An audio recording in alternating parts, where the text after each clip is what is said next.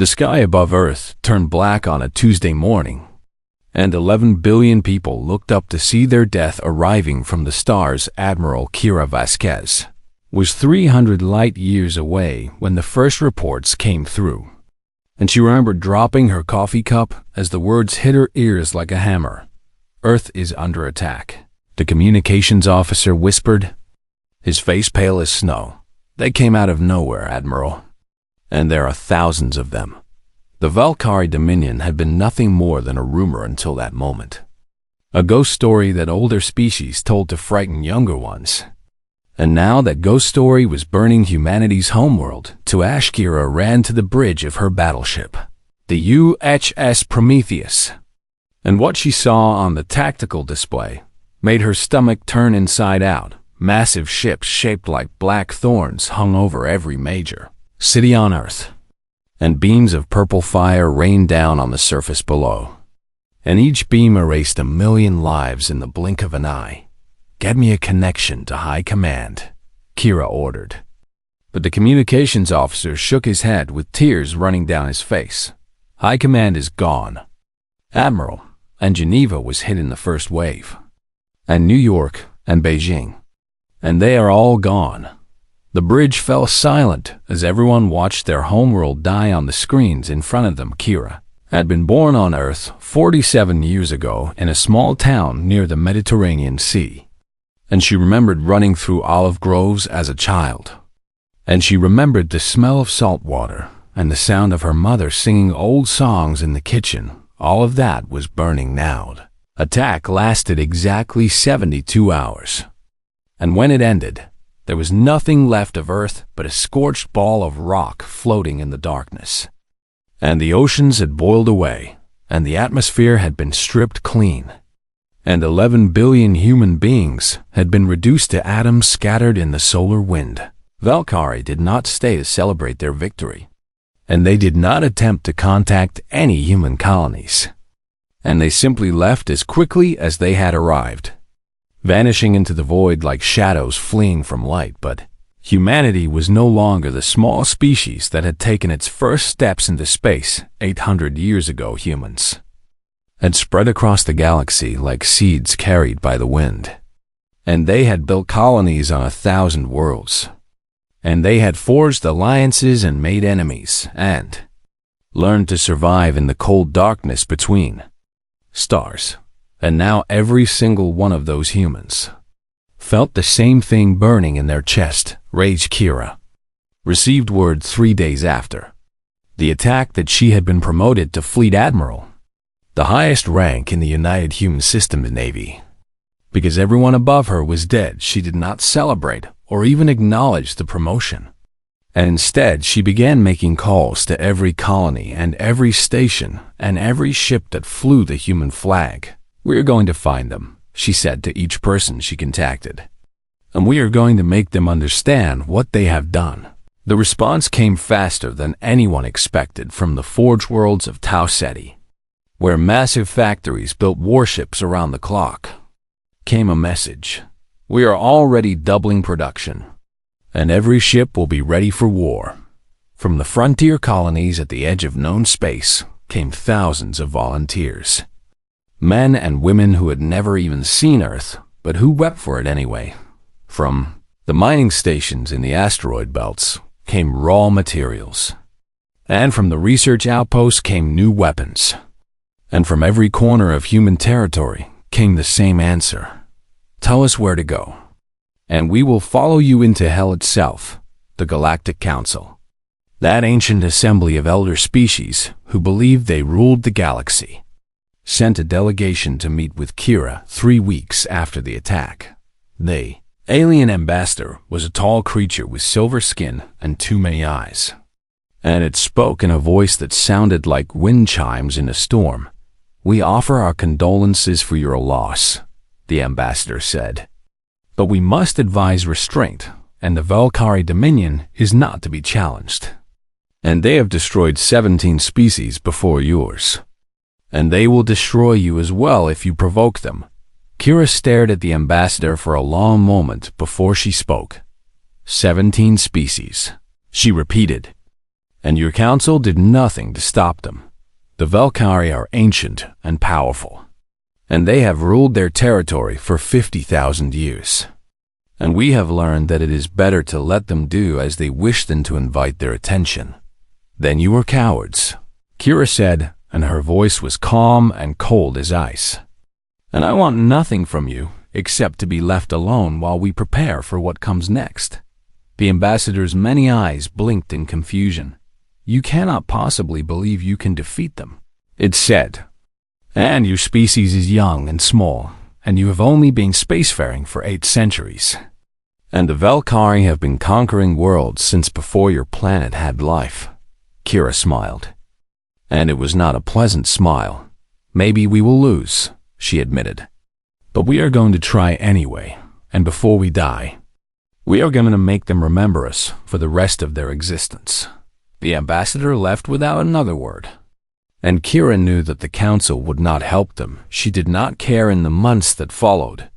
Humanity gathered its strength like a storm building on the horizon. Ships came from everywhere, and they ranged from massive dreadnoughts bristling with weapons to tiny fighters that could barely hold one pilot.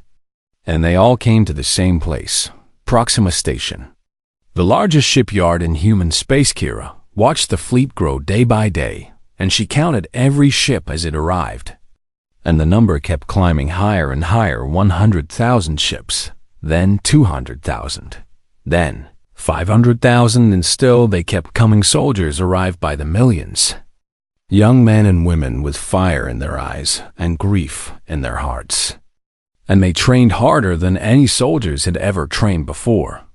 And they studied everything that was known about the Valkyrie. And they prepared themselves for a battle that many of them would not survive. Kira walked among them sometimes, listening to their stories and learning their names. And she heard the same thing over and over again. I had family on Earth. They would say, and I never got to say goodbye. And I want the things that killed them to feel what I feel right now. By the time the fleet was ready, 900,000 warships hung in formation around Proxima Station.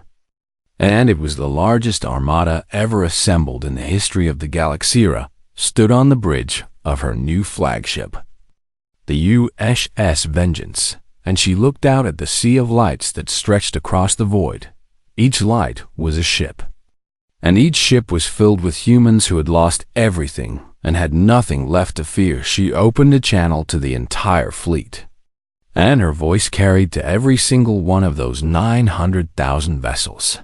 They believe we are young, she said, and they believe we are weak. And they believe that destroying our homeworld destroyed our spirit. She paused, and in that silence, millions of humans held their breath. Today we begin our march to their territory, and when we arrive, we are going to teach them what happens when you take everything from a species that has nothing left to lose. The fleet began to move, and the largest war in human history had begun. The journey to Valkyrie space would take 14 months, and every single day of that journey would test humanity's strength in ways they had never imagined. Admiral Kira Vasquez stood on the bridge of the Vengeance and watched the stars blur past as the fleet traveled through hyperspace. And she knew that the enemy was already aware they were coming. They will try to stop us before we reach their territory, said Commander Elias Chun, her chief strategist and oldest friend, and they will send raiding parties to bleed us dry before the real battle begins. Kira nodded, because she had expected nothing less. Let them come, she said. And every ship they send against us is one less ship defending their homeworld. The first attack came 3 weeks into the journey. 50 Valkyrie warships dropped out of hyperspace directly in the path of the human fleet, and they opened fire before anyone could react.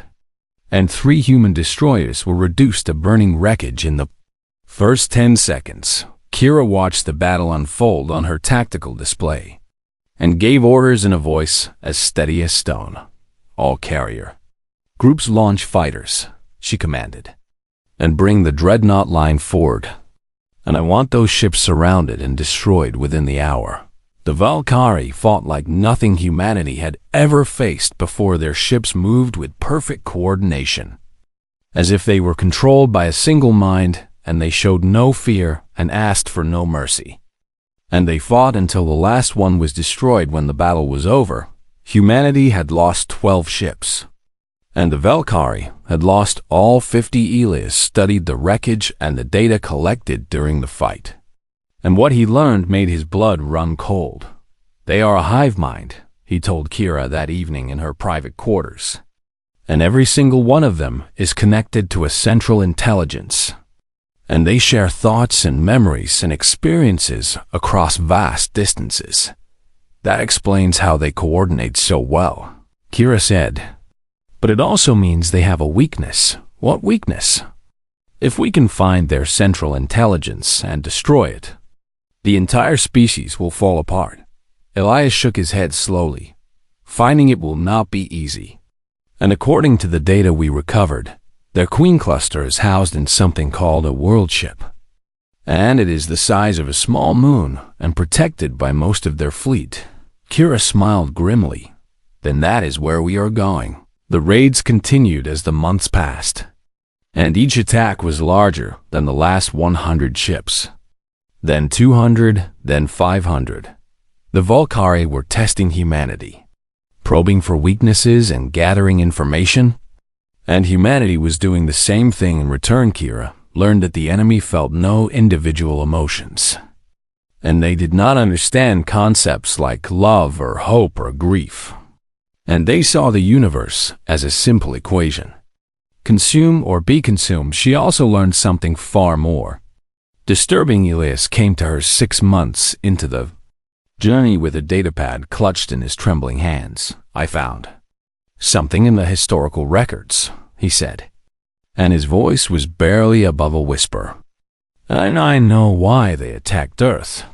Kira took the datapad and read what he had discovered, and her heart turned to ice in her chest. The Valkyrie have destroyed 17 species over the past 50,000 years, and every single one of those species had been spacefaring for less than 10,000 years. They are not conquerors, Elias explained, and they are gardeners, and they watch the galaxy and wait for young species to develop technology, and then they destroy those species before they can become a threat. They were afraid of us, Kira realized. Yes, and humanity was only 800 years into spaceflight, and we were still young and small, but the Valkyrie saw what we could become, and they decided to end us before we grew too powerful. Kira sat in silence for a long time, staring at the datapad and thinking about Earth. Her people had been murdered, not because they had done anything wrong, but simply because they had the potential to be great someday. They were right to fear us, she said finally. And when we reach their territory, they will learn exactly how right they were. The fleet continued its march through hostile space, and the losses mounted with each passing week. Raiding parties hit supply convoys and picked off stragglers, and accidents claimed ships that could not be replaced, and disease spread through cramped quarters where millions of soldiers lived and slept and waited for the battle to come. But no one suggested turning back, and no one complained, and no one lost hope. Instead, something strange happened. The humans began to share stories about Earth around campfires in recreation halls and in quiet conversations between shifts. People talked about the homeworld that most of them had never seen. They described blue oceans and green forests, and they spoke of cities that reached toward the sky. And they shared memories that had been passed down through generations of colonists who had left Earth long ago. A young pilot named Marcus told Kira about his grandmother, who had been born in a small village in Africa, and who had told him stories about watching elephants walk across the savannah when she was a child. I never saw Earth, Marcus said, but my grandmother loved it so much that I love it too, and I am going to fight for it even though it is gone. Kira heard the same thing from soldiers and engineers and medics throughout the fleet. They were fighting for a world they had never known, and they were willing to die for memories that belonged to their ancestors. And somehow, That made them stronger. The Valkyrie could not understand this, because they had no ancestors, and they had no memories except the ones shared by the hive mind. And they had no love for any world or any individual. They saw the human fleet as a swarm of insects to be crushed, and they did not realize that those insects carried a fire that could not be extinguished 9 months into the journey. The fleet crossed into territory that bordered Valkyrie space, and the attack suddenly stopped. They are pulling back their raiding parties, Elias reported, and concentrating their forces for a final defense. How many ships?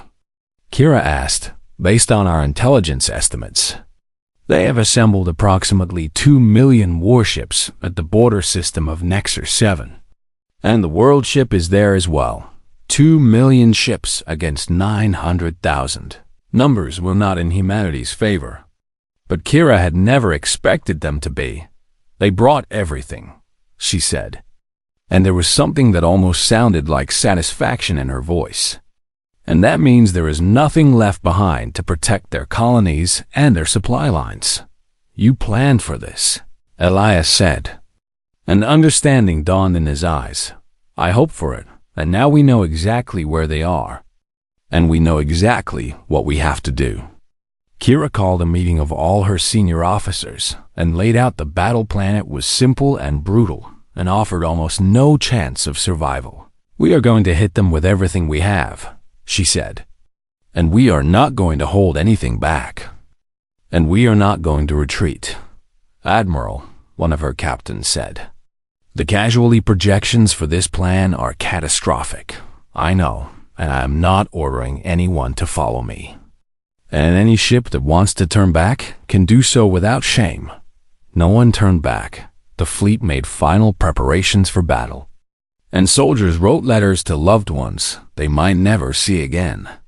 And engineers squeezed every last bit of power out of engines that had been pushed to their limits, and 3 days later, 900,000 human warships dropped out of hyperspace and found themselves face to face with the largest enemy fleet ever assembled in the history of the galaxy.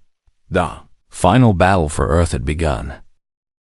The darkness of space was filled with ships as far as any sensor could detect, and 2 civilizations stared at each other across the void, and neither one blinked. Admiral Kira Vasquez looked at the tactical display and felt her heart pounding in her chest like a war drum. 2 million Valkyrie warships hung before them like a wall of obsidian thorns, each one bristling with weapons that had destroyed 17 species before humanity. And behind that wall floated something that made even the bravest soldiers catch their breath.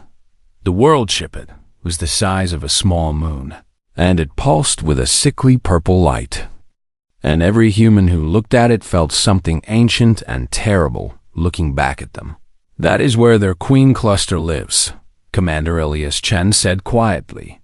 And if we can destroy it, the hive mind will collapse. Then that is our target, Kira replied. But first, we have to get through 2 million ships for 6 hours. Neither fleet moved. The humans waited with weapons charged and hearts racing, and the Valkyrie waited with the patience of a species that had conquered galaxies. And the silence stretched between them like a thread. About to snap then, the enemy spoke. The message came through on all frequencies, translated by universal protocols that even the Valkyrie used. And the voice was cold and ancient and completely without emotion. You are larvae, and your fury is irrelevant, and your species ends here, and you will accept oblivion. Kira listened to the message and felt something shift inside her chest. She had expected threats, and she had expected demands for surrender. But something about the message felt different than she had anticipated. They sound almost uncertain, Elias said, frowning at his console, and I am detecting unusual fluctuations in their fleet formation. What kind of fluctuations? I am not sure, and it is almost like they are hesitating.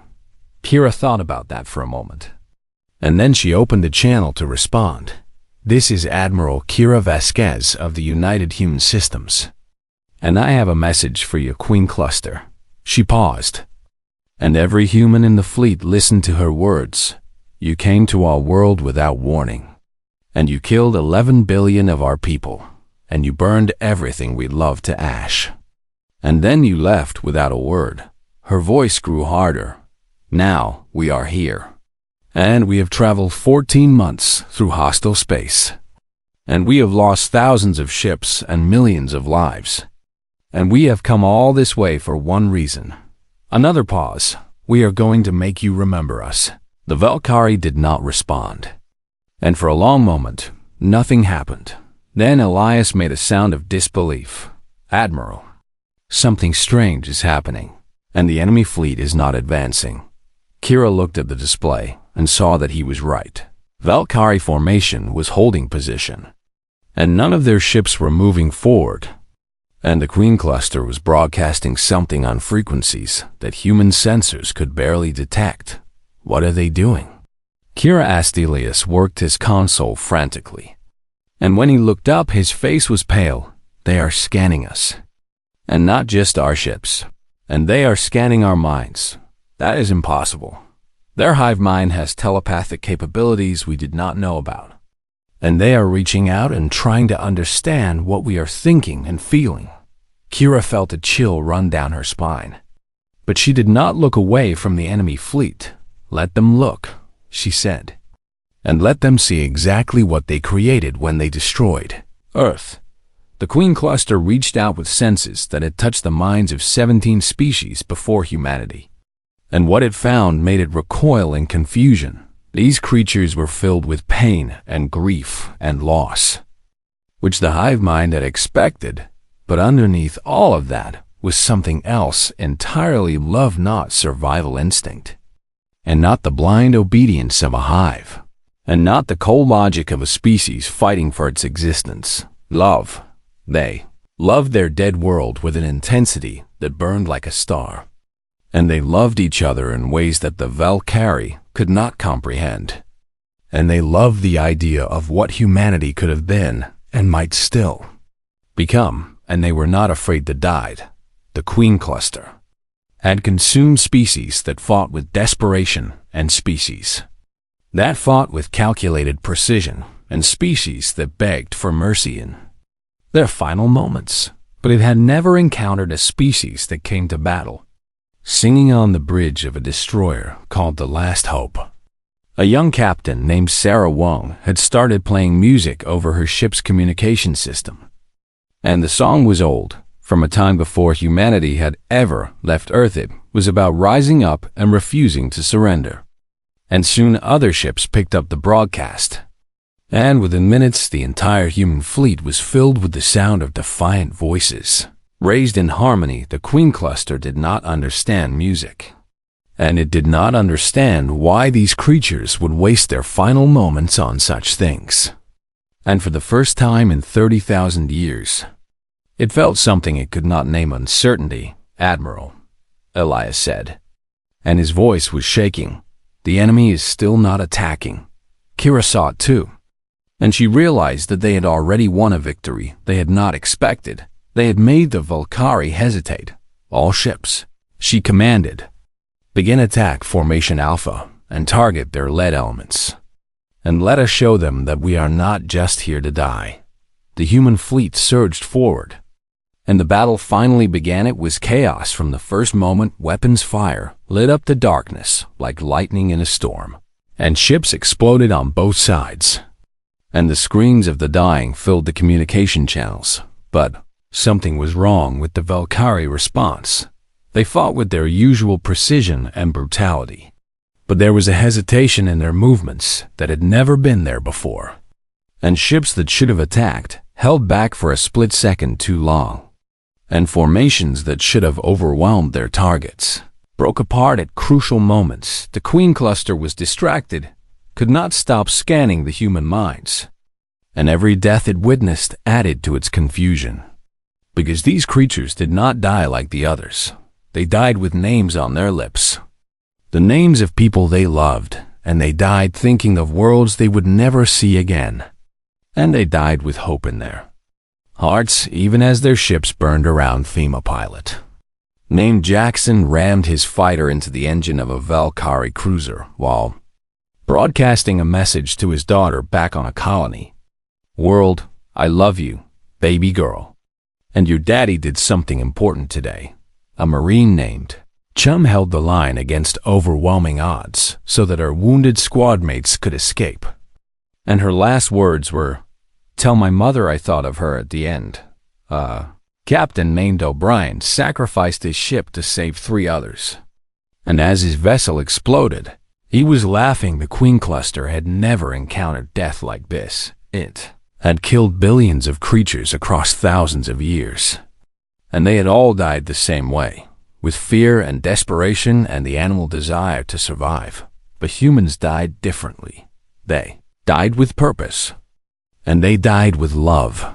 And they died knowing that their deaths meant something. And the Queen Cluster began to realize that no matter how many humans it killed, it could never truly defeat them. Their love was a weapon that the hive mind had no defense against. Kira watched the battle rage around her and saw that despite the overwhelming odds, humanity was holding its own. They were dying by the thousands. But they were taking the enemy with them, and for every human ship that burned, 3 Valkyrie vessels went dark. "Push forward," she commanded, "and make for the world ship." And we end this today. The fleet advanced through the fire and death. And behind them, they left a trail of sacrifice that would echo through the galaxy for 10,000 years. And deep within the world ship, the Queen Cluster felt something it had not felt since before the first human ancestor had walked upright on a small blue world. Fear. The battle had raged for 12 hours, and the void between the 2 fleets was filled with the wreckage of 100,000 ships. Admiral Kira Vasquez stood on the bridge of the Vengeance, her uniform stained with blood from a wound she had not taken time to treat. And she watched the tactical display with eyes that burned from exhaustion. 400,000 human ships were gone, destroyed in the most brutal fighting the galaxy had ever witnessed. But they had taken nearly 700,000 Valkyrie vessels with them. "We are winning," Commander Elias Chun said. And there was wonder in his voice. "And I never thought I would say those words." Kira shook her head slowly. "We are not winning yet. And the world ship is still out there, and until we destroy it, this is not over." But something strange was happening in the enemy fleet. The Valkyrie ships were beginning to pull back.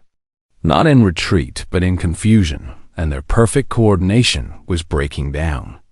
And individual vessels were drifting out of formation as if they had forgotten what they were supposed to do. "The hive mind is struggling," Elias reported. "And whatever they are experiencing from scanning our minds is affecting their ability to function." Kira looked at the world ship, that massive purple moon hanging in the distance, and she made a decision.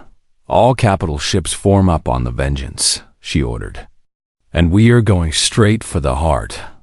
The remaining human dreadnoughts and battleships gathered around the flagship, and together they pushed through the chaos of the battlefield. And the Valkyrie ships that tried to stop them were swept aside like leaves in a hurricane as they drew closer to the world ship. Something unprecedented happened. The ancient vessel's weapons powered down. "Admiral," Elias said, "the world ship is not firing at us. It could be a trap." "I do not think so, and look at the readings." And the Queen Cluster is broadcasting on all frequencies. The message that came through was unlike anything the Valkyrie had ever sent. The voice was still ancient and alien, but there was something different in it now. Something that almost sounded like pain. "What are you?" Kira listened to those 3 words and felt the weight of everything humanity had suffered pressing down on her shoulders. "Open a channel," she said, "and let me speak to them directly." Elias hesitated for a moment, then did as she asked. "This is Admiral Kira Vasquez," she said, "and you know what we are. And you came to our world 18 months ago and murdered everyone we loved. We have consumed 17 species. The Queen Cluster replied, "And none of them were like you." and none of them burned with this fire. And we do not understand what we are feeling. You are feeling fear, Kira said. And you are feeling it because you finally met something you cannot destroy. There was silence on the other end of the transmission. And for a long moment, Kira thought the Queen Cluster would simply resume its attack, but when it spoke again, its voice was different. We have watched the galaxy for 50,000 years, and we have seen species rise and fall. And we learned long ago that the only way to survive is to destroy anything that might one day threaten us. And how has that worked out for you? Kira asked. It worked perfectly until today. And we have never been challenged, and we have never been afraid. And we have never felt anything except the cold logic of survival. The Queen Cluster paused. But your species does not fight for survival. And you fight for something we cannot name. And every time we kill one of you, the others do not grow weaker. And they grow stronger. Kira thought of all the soldiers she had lost, all the ships that had burned, all the families that would never be reunited. That something you cannot name is love, she said. And it is the thing that makes us human. We do not understand love. No. And you never did. And that is why you destroy everything you touch. And that is why you will never truly win. The battle had stopped now. And every ship on both sides was listening to this conversation between a human admiral and an alien. Consciousness that had ruled a quarter of the galaxy for longer than humanity had existed. We could destroy you, the Queen Cluster said. And we still have enough ships to overwhelm your fleet. And we could kill every last one of you here today. Yes. You could try, Kira agreed. And maybe you would succeed. And maybe you would kill us all. She leaned forward in her chair, but it would not matter. And there are human colonies scattered across the galaxy. And each one of them would grow up with stories of what we did here today. And each one of them would love Earth even more because we died for it. You would become a legend, the Queen Cluster said slowly, as if realizing something terrible. Yes, and legends are very hard to kill. And everywhere your species went for the next 10,000 years, you would find humans who remembered what you did. And you would find humans who wanted revenge, Kira smiled. And it was not a kind smile. We are a contagion that you cannot cure. And our love for our homeworld will spread to every corner of the galaxy. And other species will look at what we did here today, and they will wonder if maybe they could do the same thing. You would inspire rebellion, the Queen Cluster whispered. Yes, and not just rebellion, and hope. And hope is far more dangerous than any weapon we have on these ships. The Queen Cluster fell silent. And in that silence, something changed in the heart of the hive mind for 50,000 years. It had believed that the only way to survive was to be the strongest and the most ruthless. And it had crushed every threat before it could grow. And it had never questioned whether there might be another way, but now it was looking at a species that should have been easy to destroy. A young species that had only been spacefaring for 800 years. And that species had done something impossible. It had made the Valkyrie doubt themselves. We have consumed 17 species, the Queen Cluster said finally. And we told ourselves that this was necessary. And we told ourselves that we were protecting ourselves from future threats. A long pause, but we see now that we were also destroying something precious. And we were destroying the possibility of connection. And we were destroying the chance to learn from others instead of consuming them. Kira listened with growing disbelief. Are you saying you regret what you have done? We are saying that we have spent 50,000 years alone in the darkness. And we have grown powerful but not wise. And we have survived, but we have not truly lived. The Queen Cluster's voice changed again, becoming something that almost sounded like sorrow. We cannot undo what we did to your homeworld. And we cannot bring back the 11 billion lives we took. And we cannot erase the pain we have caused. No, Kira agreed, her voice hard. You cannot. But we can choose to be different from this moment forward. And we can choose to learn from your species instead of destroying it. And we can choose to become something more than we have been. Kira looked at Elias, and she saw the same confusion on his face that she felt in her own heart. She had come here to die. And she had come here to take as many of the enemy with her as possible. And she had never imagined that the war might end with words instead of fire. But she was also a leader. And leaders had to think about more than just revenge. What exactly are you proposing? She asked, and in the heart of the world ship, the ancient consciousness that had terrorized the galaxy for 50 millennia began to speak of something that had never existed before peace. Admiral Kira Vasquez had imagined many endings to this war. But peace was not one of them. She stood on the bridge of the Vengeance, surrounded by officers who had been ready to die just hours ago. And she listened as the Queen Cluster explained what it was offering. We have stored the genetic, material, and cultural records of every species we have consumed, the ancient voice said. And we kept them as trophies, as reminders of our victories. You kept pieces of the civilizations you murdered, Kira said flatly. Yes. And we did not know why at the time, and we told ourselves it was to study our enemies. But now we wonder if some part of us knew that what we were doing was wrong. The world ship began to move, and Kira tensed. But it was not advancing toward the human fleet. It was opening. Massive. Doors slid apart on the surface of the moon-sized vessel, revealing something that made every human who saw it gasp in wonder and horror. Thousands of stasis vaults stretched into the darkness, each one containing the preserved remains of a species that no longer existed. We offer these to you, the Queen Cluster said, and we offer the knowledge to restore them, and we offer ourselves as students who wish to learn a better way. Elias stepped closer to Kira and spoke in a low voice. Admiral, this could be a trick, and we should not trust them. Kira nodded slowly, because she had been thinking the same thing. Why should I believe you? She asked the Queen Cluster.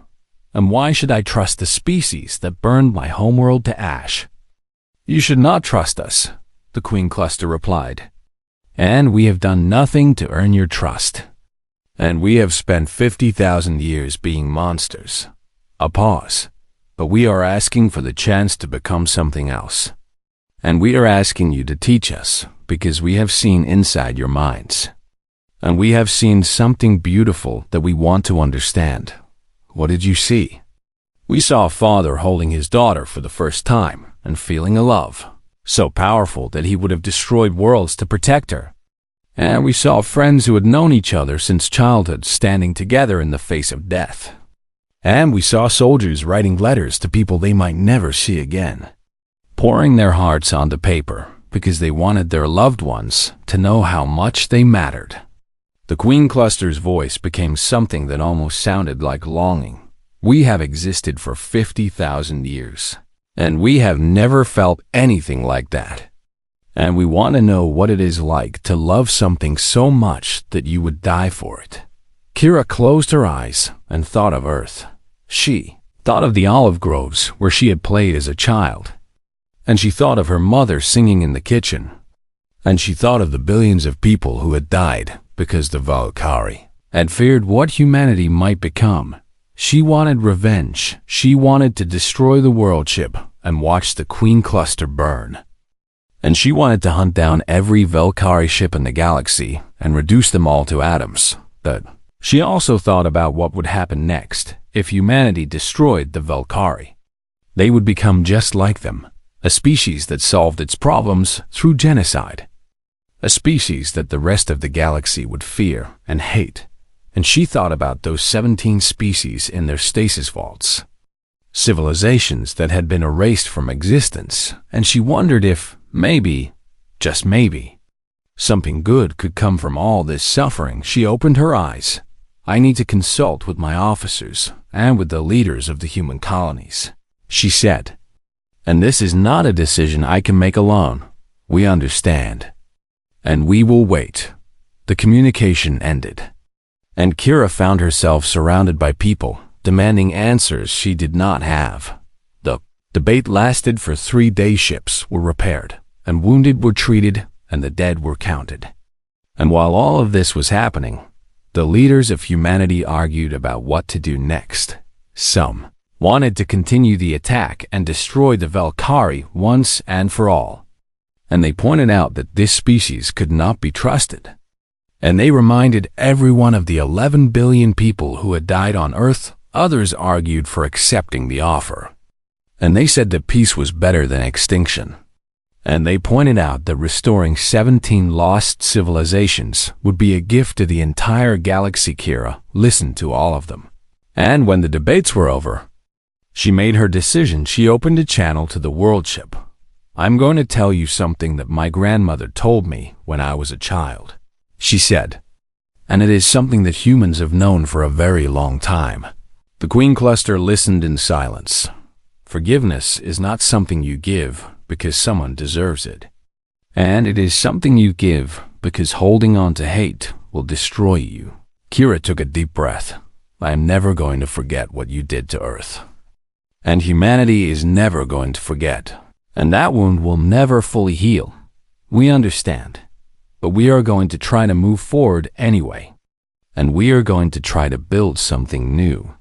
And we are going to give you the chance to become better than what you have been." There was silence from the world ship. And when the Queen Cluster spoke again, there was something in its voice that sounded almost like hope. "Thank you." The war ended not with a final battle, but with a handshake between species that should have been enemies forever. In the years that followed, everything changed. The Valkyrie kept their promise, and they shared their knowledge with humanity. And together, they began the long process of restoring the 17 lost civilizations. It was slow work, and it took decades, but eventually, new worlds were seeded with life, and new cultures began to grow, and species that had been dead for thousands of years took their first steps under alien suns. The Galactic Council watched all of this with amazement and fear, because they had never seen anything like a species had faced extinction and responded not with despair, but with defiance. And they had fought the most powerful enemy in the galaxy to a standstill. And then they had done something even more impressive. They had shown mercy. Other young species began to look at humanity with new eyes. And they began to ask themselves if maybe they did not have to be afraid of the elder races after all. And slowly, over the course of centuries, the entire galaxy began to change. The old order, where the strong consumed the weak and the ancient ruled over the young, began to crumble. And in its place, something new emerged. They called it the Cradle Alliance, named for the world that humanity had lost. And it was built on a simple idea that had never been tried before, that love was stronger than fear, and that compassion was more powerful than hate, and that even the worst enemies could become friends if someone was brave enough to take the first step. Kira Vasquez did not live to see all of this, because she was human, and humans do not live forever. But before she died, she stood on the surface of a restored world and watched the sun set over an ocean that had not existed for 1,000 years. Beside her stood a Valkyrie representative, a small piece of the hive mind given form, and together they watched the sky turn orange and pink and purple. "We still do not fully understand love," the Valkyrie said. "But we are learning," Kira smiled. "That is all any of us can do." She thought about Earth, and she thought about the billions who had died, and she thought about all the suffering that had led to this moment. It did not make the pain go away, and it did not erase the loss, but it gave that loss meaning. My grandmother used to say that the measure of a person is not how they act when everything is easy, Kira said, and the measure of a person is how they act when everything is hard. She looked at the Valkyrie beside her. "You destroyed our world, and we could have destroyed yours in return. And instead we chose to build something new. And we are grateful." Kira shook her head. "Gratitude is not what I want. And what I want is for you to remember this lesson and pass it on. And I want you to tell every species you meet about what happened here. And I want you to tell them that there is another way. The Valkyrie was silent for a long moment. We will remember, it said finally. And in 10,000 years, when your species has spread across the galaxy, and when the Cradle Alliance has brought peace to worlds that have never known it, we will still tell the story of how everything changed. And what will you say? The Valkyrie looked at the sunset, at the world that should not exist, at the future that no one had imagined. We will say that humanity taught us the most important lesson in the universe. And that lesson was simple. It turned to look at Kira with eyes that had once held nothing but cold logic, and now held something that might almost be called wisdom. Love is the only weapon that can defeat hate, and it is the only victory that truly matters. Kira smiled one last time, and in that smile was everything humanity had ever been and everything it would ever become. And across the galaxy, a new dawn was beginning.